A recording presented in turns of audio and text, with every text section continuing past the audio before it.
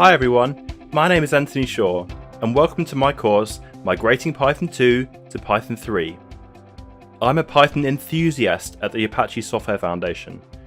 Python 3 has been out for over a decade now, and still, the majority of production applications are running on Python 2.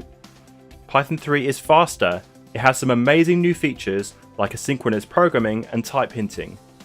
In this course, we're going to migrate a Python 2 application to Python 3 the right way.